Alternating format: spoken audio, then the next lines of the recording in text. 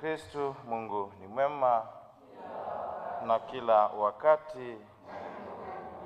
Basi niwaalikeni katika tafakari letu la leo asubuhi hii.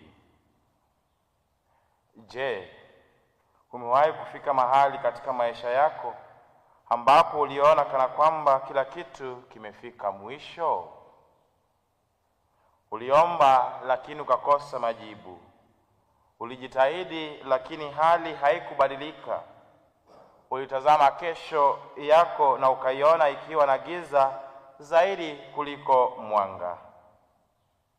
Wapendwa katika Kristo, ni katika hali kama hizi ndipo neno la Mungu la leo linatuingia kwa nguvu na kutufundisha kwamba Mungu huanza kutenda pale ambapo mwanadamu anaona mwisho. Katika somo letu la kwanza tunasoma kuhusu mjane wa Sarepta. Huyu alikuwa mwanamke aliyefika mwisho wa matumaini ya kibinadamu.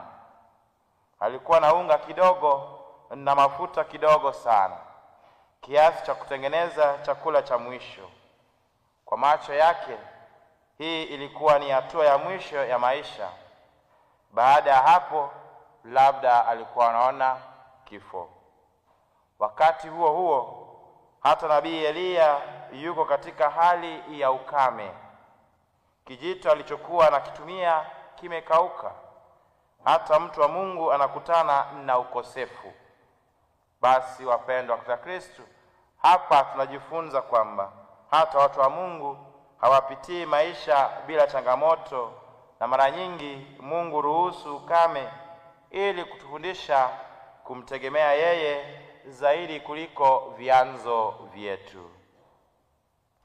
Lakini katika hali hii ya ukosefu wa pande zote mbili, Mungu anafanya jambo la kushangaza.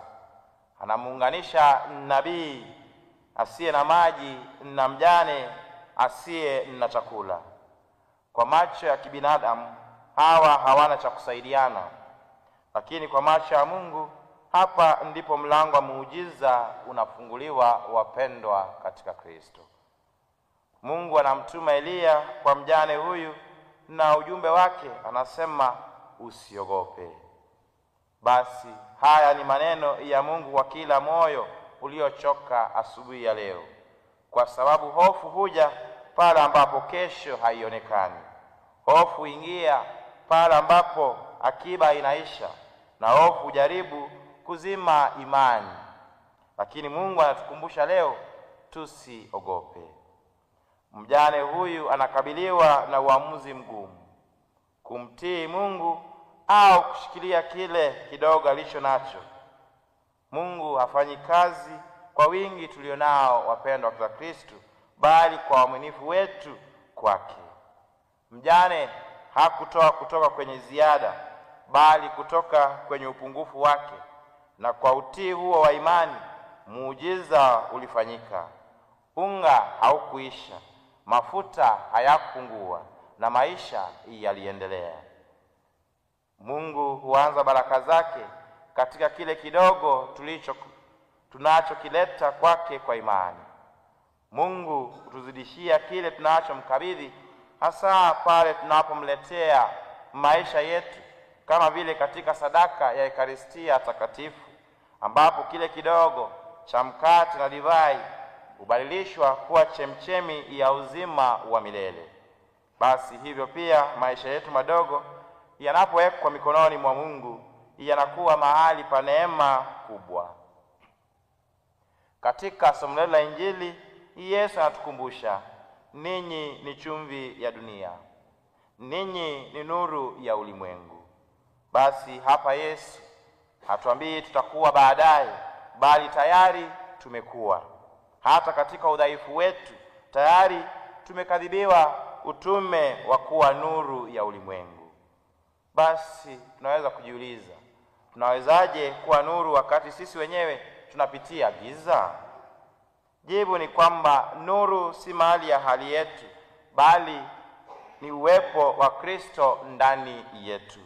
Mjane wa Sarepta alikuwa nuru si kwa sababu maisha yake alikuwa rahisi, bali kwa sababu alimtumaini Mwenyezi Mungu Katikati ya ugumu wake, nuru ya Mkristo huangaza zaidi pale inapopitia giza la imani na matumaini.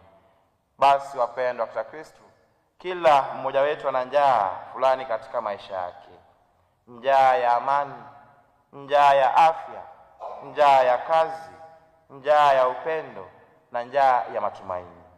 Lakini neno la Mungu linatuhakikishia leo kwamba njaa ya leo si mwisho wa kesho yako. Mungu anaweza kutumia kile kidogo ulicho nacho leo kuandika historia mpya ya maisha yako ya kesho. Leo tena tunakumbushwa kwamba Mungu hujifunua hasa katika udhaifu wa mwanadamu, na kwamba baraka zake mara nyingi huanza pale tunapokubali kumpa yeye kile kidogo tulicho nacho kwa imani. Kwa hiyo usikate tamaa, usione kwamba umefika mwisho kwa sababu umebakiza kidogo.